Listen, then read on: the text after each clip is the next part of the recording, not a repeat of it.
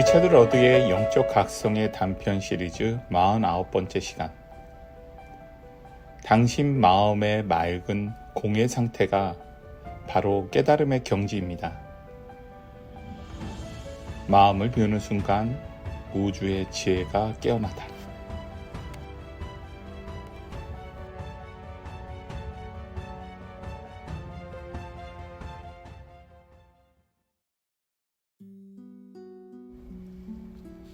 생각이 멈추는 순간 존재가 시작된다. 알아차림이 깊어질수록 자아는 사라진다.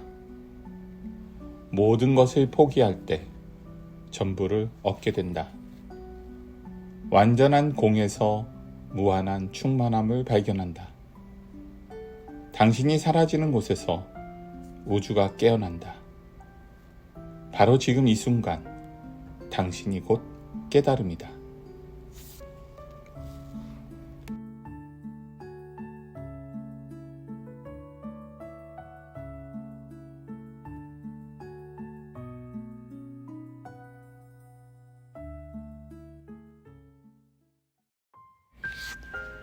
인간 의식의 이중성, 지성과 깨달음. 당신 마음의 맑은 공의 상태가 바로 깨달음의 경지입니다. 이 문구는 티베트 불교의 중요한 경전인 티베트 사자에서에서 유래했습니다. 이 말은 단순한 철학적 진술이 아닌 우리의 본질과 깨달음의 경지에 대한 깊은 통찰을 담고 있습니다. 그렇다면 이 말은 정확히 무엇을 의미하며 우리의 삶에 어떤 의미를 지니고 있을까요? 우리는 본질적으로 생각하는 존재입니다. 대부분의 사람들은 자신의 육체가 곧 나이고 자신의 생각이 곧 나라고 믿으며 살아갑니다.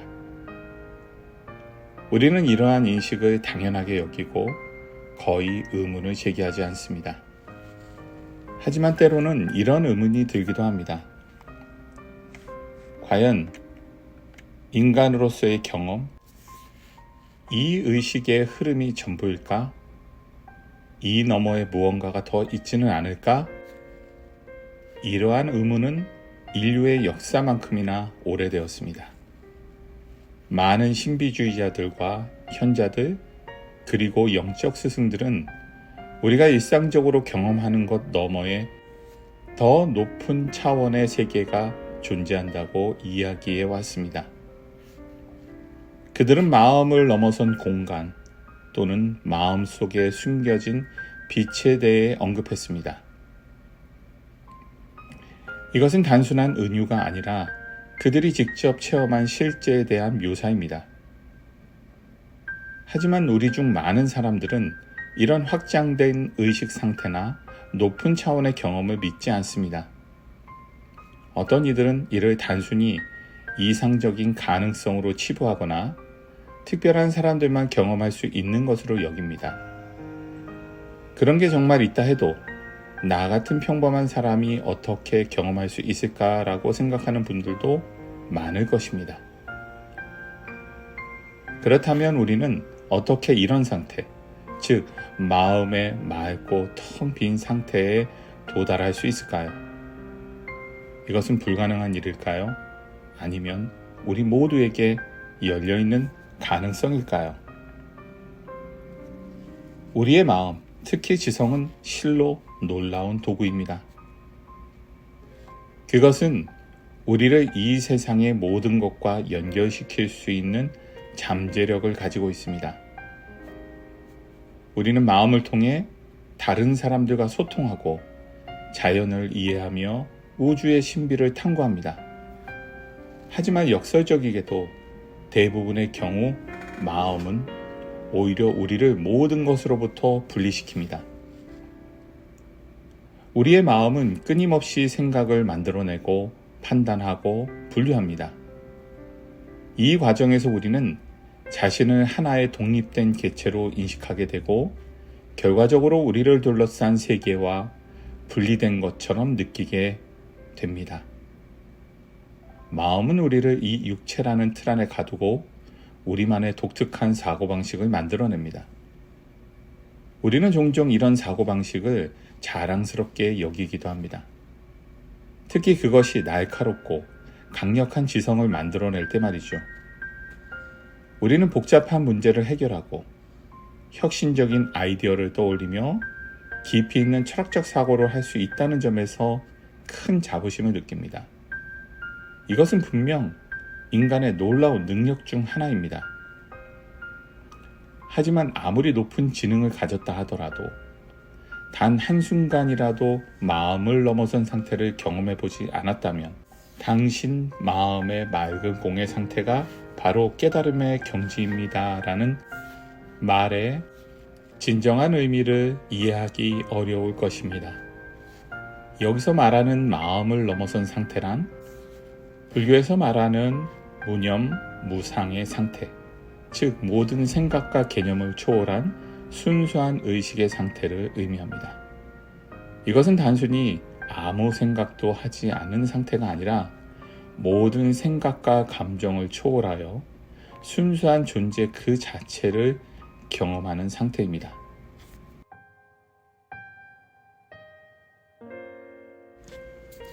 이런 상태를 이해하기 위해 우리는 종종 더 큰 질문을 던져볼 필요가 있습니다. 예를 들어 우주의 시작 이전에는 무엇이 있었을까? 라는 질문을 생각해 봅시다. 또는 무한이란 정확히 무엇일까? 라고 자문해 볼 수도 있습니다. 이런 질문들은 우리의 일상적인 사고만으로는 답할 수 없는 것들입니다. 논리적인 사고는 시작과 끝이 있는 유한한 개념을 다루는 데는 탁월하지만 무한이라는 개념을 완전히 파악하기에는 한계가 있습니다. 우리가 무한에 대해 생각하려 할 때 우리의 마음은 종종 순환 논리에 빠지고 맙니다. 무한은 끝이 없다. 끝이 없다는 것은 무한하다는 것이다. 이런 식의 사고는 우리를 더 깊은 이해로 이끌지 못합니다.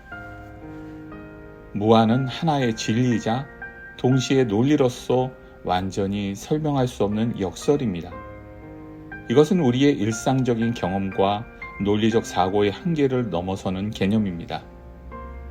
그렇기 때문에 무한을 진정으로 이해하기 위해서는 우리의 일상적인 사고방식을 초월해야 합니다. 이러한 초월적인 진리나 신비는 오직 우리의 전체적인 존재로만 경험할 수 있습니다.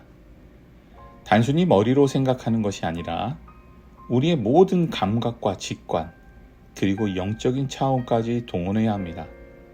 이것은 마음을 넘어선 더 높고 넓은 차원에 접근해야 가능한 일입니다. 그렇다면 어떻게 이런 차원에 접근할 수 있을까요? 이것은 묵상, 기도 또는 우리의 일상적인 사고를 초월하는 다른 수행 방법을 통해 가능합니다. 여기서 말하는 수행은 단순히 종교적 의례가 아닙니다. 그것은 자신의 내면을 깊이 들여다보고 탐구하는 모든 종류의 정신적 훈련을 포함합니다. 예를 들어 묵상을 통해 우리는 우리의 생각과 감정을 관찰자의 입장에서 바라볼 수 있게 됩니다. 이를 통해 우리는 내가 곧 나의 생각이다라는 착각에서 벗어나 생각을 만들어내는 의식 그 자체를 경험할 수 있게 됩니다. 기도를 통해서는 우리의 작은 자아를 넘어 더 큰 존재와 연결되는 경험을 할 수 있습니다. 이러한 수행을 꾸준히 실천한다면 언젠가 당신은 그곳에 존재하는 영원한 의식의 빛을 잠깐이나마 경험할 수 있을 것입니다. 그리고 그 순간 당신은 말로 표현할 수 없는 환희를 느끼게 될 것입니다. 이것은 단순한 즐거움이나 행복감을 넘어서는 존재 그 자체에 대한 깊은 기쁨과 평화의 경험입니다. 이러한 가능성에 대해 자주 생각해 보세요. 그리고 모든 가능성에 마음을 열어두세요.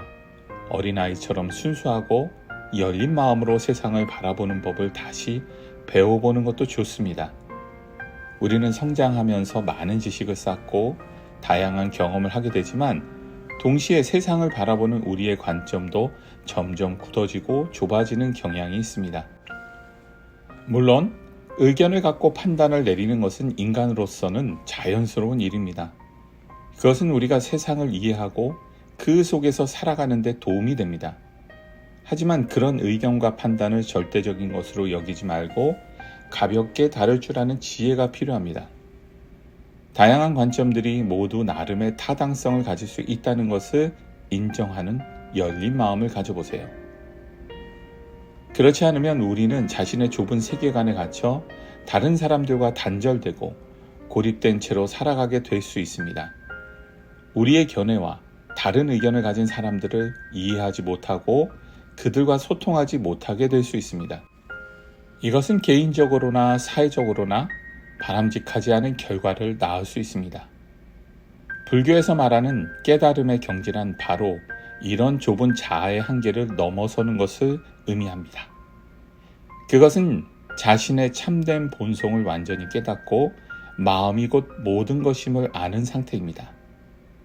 이것은 단순히 지적인 이해가 아니라 전체적인 존재로서의 직접적인 체험을 말합니다.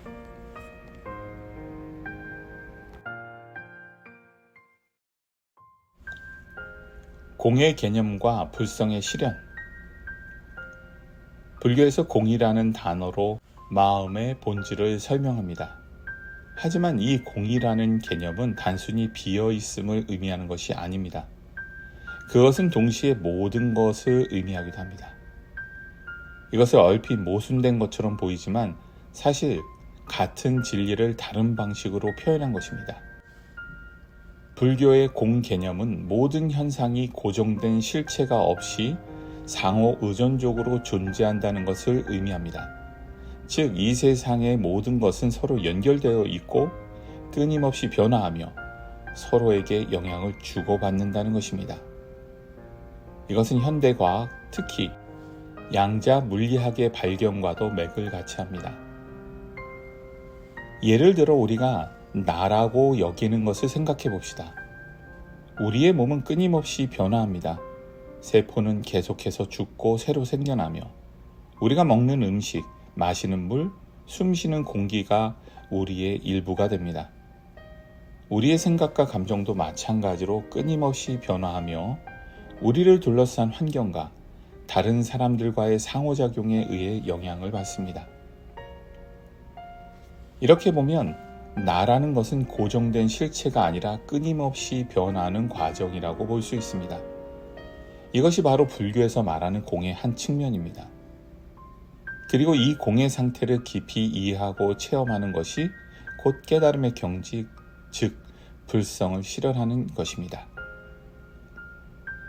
마음이 존재하지 않는 곳도 마음이 미치지 않는 곳도 없습니다. 우리가 인식하는 모든 것은 우리의 마음을 통해 경험되며 우리의 마음은 우주 전체와 연결되어 있습니다. 그런 의미에서 마음은 무한합니다. 이것이 바로 당신 마음의 맑은 공의 상태가 바로 깨달음의 경지입니다라는 말의 깊은 의미입니다. 이 말의 의미를 완전히 이해하는 것은 쉽지 않습니다. 사실 이것은 지적인 이해를 넘어선 직접적인 체험의 영역입니다. 하지만 열린 마음을 유지하고 꾸준히 노력한다면 언젠가 당신은 이 말의 깊은 의미를 직접 체험하게 될 것입니다.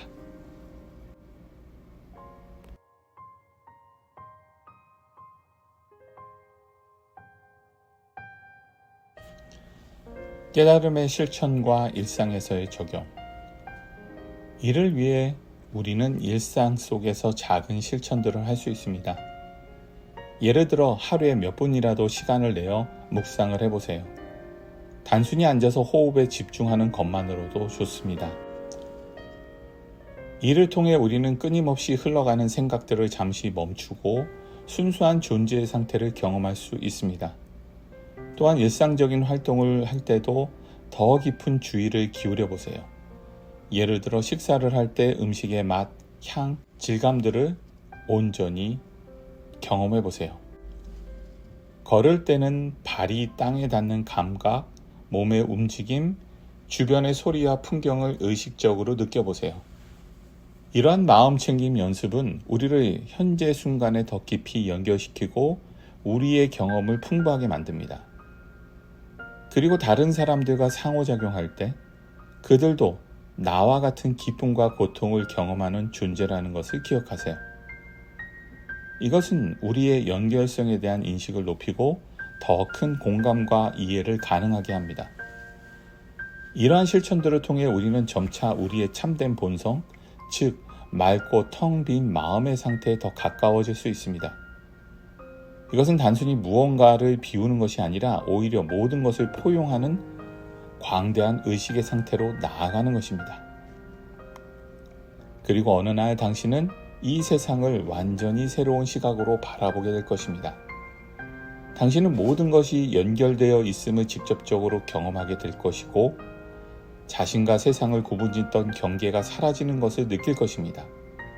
이것이 바로 불교에서 말하는 깨달음의 경지입니다. 하지만 이것 또한 결코 종착점이 아닙니다. 오히려 이것은 새로운 시작입니다. 깨달음을 얻은 후에도 우리는 계속해서 이 세상에서 살아가며 다른 이들과 상호작용합니다. 다만 이제는 더 큰 지혜와 연민을 가지고 살아가게 되는 것입니다. 당신 마음의 맑은 공의 상태가 바로 깨달음입니다. 라는 말은 단순히 철학적 진술이 아닙니다.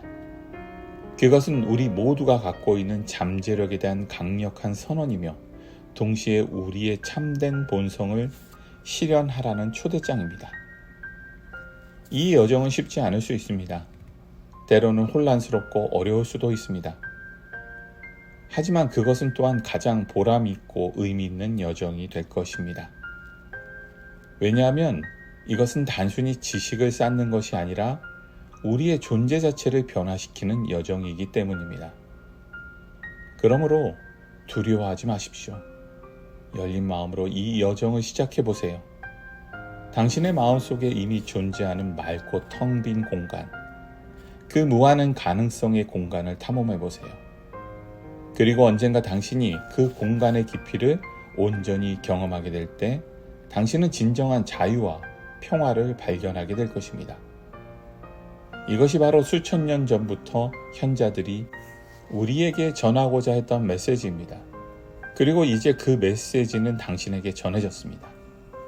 이 지혜를 어떻게 활용하는지는 당신의 몫입니다. 하지만 기억하세요. 당신의 마음속에는 이미 모든 답이 존재합니다. 단지 그것을 발견하고 실현하는 것만이 남아있을 뿐입니다.